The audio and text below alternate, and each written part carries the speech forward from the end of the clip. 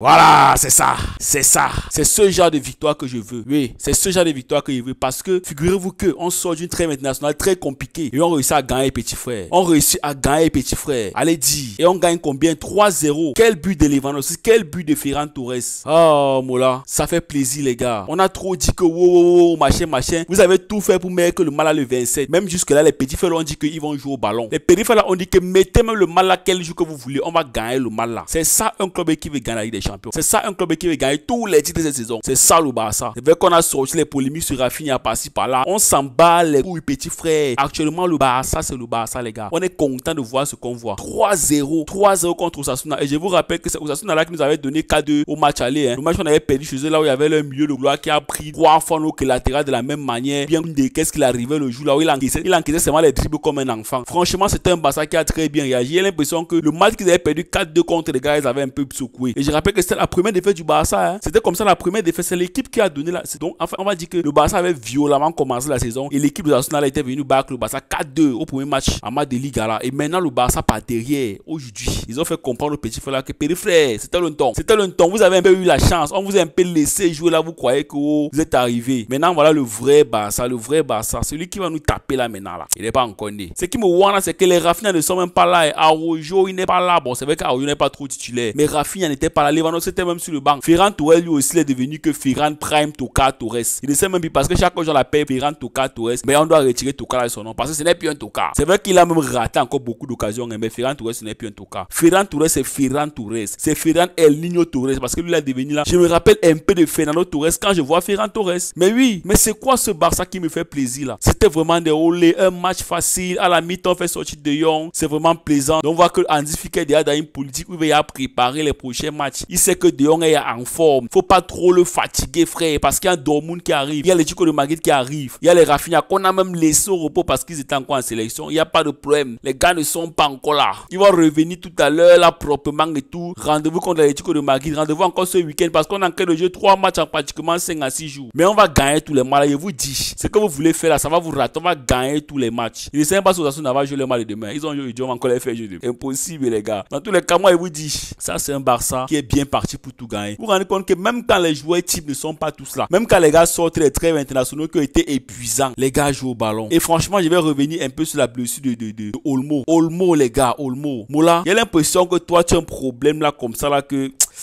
Ah, tu veux pas dire. Tu es sorti là comme si de rien n'était. Mais toi, tel qu'on te connaît là, ce n'est pas la première fois que tu fais ça. Tu as déjà fait ça 2 fois, pas seulement avec le Barça. Même avec Leipzig, tu as fait ça. Tu as souvent une façon de t'asseoir là, tu dis que ça ne va pas. Il y a l'impression que tu as une même blessure qui te dérange pendant longtemps. Parce que tu es un joueur qui est très peu régulier. Tu es trop irrégulier, Dani Olmo. Trop irrégulier. La manière que tu t'as assis sur le terrain, là, il dit que, le périphérique a encore commencé. C'est sûr que là où il est là, il va encore nous sortir qu'il blessure 4 semaines, 3 semaines. Bon, là, on a Dortmund à jouer, t'averti déjà. Actuellement, là, on n'a pas besoin de blessures, s'il vous plaît. On n'a pas besoin de blessures. Le docteur nous a d'abord senta, il est die. Pardon, les gars, ne faites pas les faux. Oui. On n'a pas besoin de blessures. On est à une phase de la saison où ça va vraiment aller vite. Ça va tirailler, les gars. Et je vous rappelle que les clubs comme le Real sont en train de récupérer beaucoup de leurs joueurs. Donc, les gars, ça va tirailler. Le PSG a presque tous leurs joueurs. Merde, c'est chaud. Dortmund, je ne sais pas, mais je pense qu'eux aussi ont quand même presque tous leurs joueurs. Le Bayern, c'est pareil. C'est vrai qu'on m'a annoncé dernièrement qu'il y a eu une grosse mauvaise nouvelle les concernant. J'ai pas trop voulu m'attarder, mais c'est comme si aussi c'est un problème qui arrive. Mais le Bayern a quand même leurs joueurs. L'Inter de Milan, c'est pareil. Les gars, Dortmund, c'est un peu là. Franchement, les gars, évitez de vous blesser. Évitez de vous blesser. Lamine Yamal, quand tu sens que le match est à pied, ne force plus les dribbles, mon petit. Donne les ballons faciles, on gagne le match tranquillement. On ne veut pas les blessures, s'il vous plaît. On ne veut pas les blessures. Le match a été bien géré. Victoire 3-0 du Barça contre Osasuna. Avec un beau but de Ferran Torres. Avec un penalty de Dani Olmo. Même comme il a d'abord raté au premier tir. Bon, il n'a pas raté. Il a très bien tiré, mais le gardien a très bien vu. D'ailleurs, ce qui a même fait qu'il a très bien vu, c'est qu'il a même plongé d'abord en sautant la ligne. Donc, ça veut dire que de toutes les façons, Olmo avait bien tiré son penalty. L'arbitre a retiré, Olmo a mis dedans. Propre. Voilà. Par la suite, Lewandowski entre et qui nous met une spéciale Lewandowski. Avec quel centre de Fermin Lopez? Quel centre de Fermin? C'est-à-dire que le petit frère là, il n'est pas titulaire au Barça, mais il est important au Barça. Il y a des joueurs comme ça qu'on ne peut pas les vendre. Vous comprenez pas? On ne peut pas les vendre parce que ils n'ont pas besoin forcément d'être titulaires. Mais on sait que quand il y aura les blessures, il y aura les petites jeunes, il y aura les joueurs qui sont fatigués, les moments de remplacement qu'on va les mettre, ils vont faire le travail. Mais le petit point que j'aime pas avec Fermin Lopez, c'est que, gars, le petit l'a répété trop.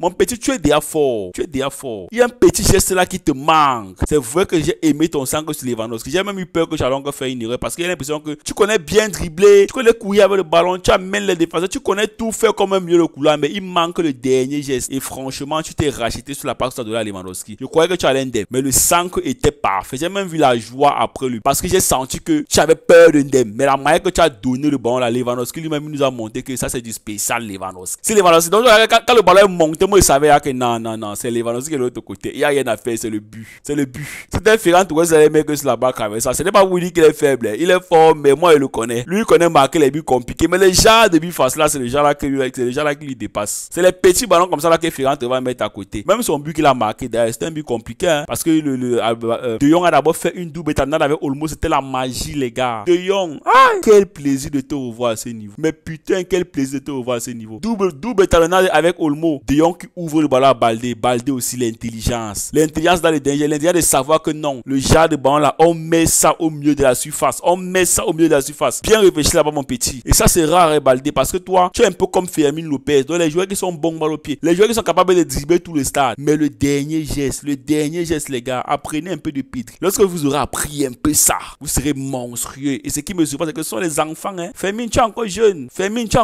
Baldé, tu es encore jeune. Donc on peut comprendre qu'il y a encore un peu les défauts dans les derniers gestes. Mais bientôt, pour Baldé, on voit que ça vient derrière. Pour Fermin, c'est encore un peu derrière, mais ça vient derrière un peu. Mais pour Baldé, on voit que ça vient derrière. C'est bon Baldé. Moi, j'aime ce que je vois. C'est du bon Barça. Jules Koundé. Jules Koundé. Après ces 2 gros matchs avec l'équipe de France, il revient au Barça. Il n'a même pas le temps de se reposer. Il joue encore tout le match. Wow. Je ne sais pas si vous vous rendez compte, actuellement au Barça, c'est le joueur qui a le plus joué de minutes, Jules Koundé. C'est le joueur actuellement au Barça qui a le plus joué de minutes avec le FC Barcelone. Vous vous rendez compte de la dinguerie? C'est pour dire à quel point le joueur est hyper important. À son poste, il y a d'abord qui? Il n'y a pas de remplaçant fort. Hector Fort, ouais, il est bon, mais c'est pas trop son poste. Il y a le petit là qui est aussi bon, là, le petit qui remplace souvent Baldé là. Mais il n'est pas très offensif. C'est un latéral un peu défensif. Il n'est pas percutant comme Baldé. Donc vous voyez qu'actuellement, nos 2 latéraux titulaires là, si un se blesse, on est mort. Les petits qui vont en clan ne vont pas pouvoir bien gérer. Ils sont forts, mais c'est pas quand même du niveau de Baldé et Koundé. C'est monstrueux Baldé et Koundé. Les gars, franchement, ce sont les meilleurs latéraux au monde actuellement, pas se mentir. Ils font partie du top 5 des meilleurs latéraux au monde. Lui, je le dis ouvertement, il est très fort. Parce qu'actuellement, il y a les joueurs, les latéraux comme Carvalho qui sont blessés. Moi, je vois pas qui. Je vois pas qui. C'est vrai qu'il y a des très bons latéraux un peu de partout là. Mais pour moi, actuellement, Jules Koundé fait partie des meilleurs latéraux au monde. Fait partie des meilleurs latéraux au monde. Baldé fait partie des meilleurs latéraux au monde. Donc ça fait plaisir de voir un Barça à ce niveau. Ça fait plaisir de voir que nos joueurs sont en train de retrouver un statut qui leur est. Mais oui. Pedri, frère, c'est le meilleur milieu du monde, frère.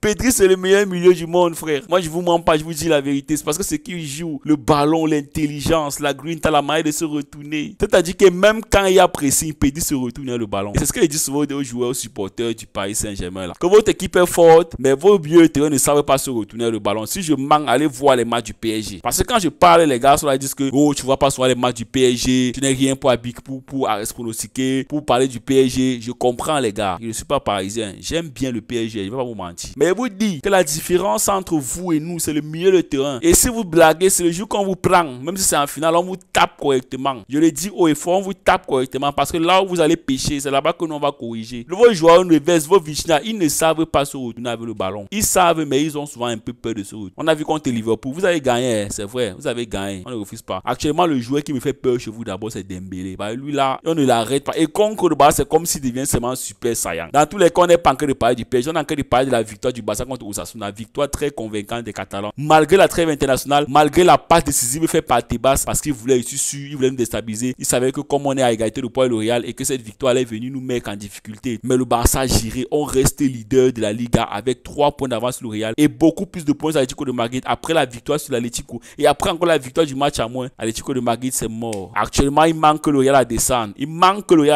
On aura des gros matchs contre Bilbao qui arrivent. On a le Classico qui arrive aussi bientôt. Le Classico c'est bientôt aussi. Je crois que ça met. Donc franchement, ce match va être très décisif. Moi, je pense même que la Liga va se jouer au Classico. Parce que actuellement, je ne vois pas le Real lâcher des points. Je ne vois pas le Barça lâcher des points. L'Atlético de Madrid peut lâcher des points. Mais les deux, là, quand tu vois la stabilité actuelle des clubs, je ne vois pas le Barça et le Real lâcher des points. Parce que même le Real, bien qu'ils ne sont pas flamboyants dans le jeu, eux, ils savent marquer, ils savent gagner les matchs. Dans tous les cas, les potos, merci d'avoir regardé la vidéo jusqu'à la fin. Très content de la victoire de mon club et les Catalans. Malgré la passe décisive de l'enfoiré de Tebas, on a réussi à faire le boulot. Malgré le fait que les joueurs sont fatigués, malgré l'absence des joueurs qui étaient en Amérique du Sud, on a réussi à faire le boulot. Et au bout d'un moment, les Espagnols ont remercié nous. Remerciez-nous parce que vous ne vous rendez pas compte que c'est pratiquement tous les titulaires du Barça qui sont à l'équipe de l'Espagne. Hein? Il y a près de 7-6 joueurs là-bas qui jouent pour la sélection nationale d'Espagne qui sont barcelonais. Donc vous passez vos temps à prendre nos joueurs pour aller les épuiser à l'équipe nationale d'Espagne. Et après, Tebas en plus qui est espagnol nous fait une part décisive pour nous nuire. Alors que c'est nous qui portons l'équipe d'Espagne actuellement aujourd'hui. Ce n'est pas le fanatisme ou quoi que ce soit, mais c'est une vérité les gars. Actuellement, les joueurs du Barça sont pratiquement les meilleurs joueurs de l'Espagne. Mais bien sûr. Donc Tebas ne peut même pas être indulgent seulement à partir de savoir que bon ouais, il y a près de 5-6 Barcelonais qui sont en Espagne. Ne mettons pas le match, la période est là, mais il a quand même mis les 27. Mais les joueurs ont dit qu'ils n'ont ici on gagne. Et ils ont gagné. Et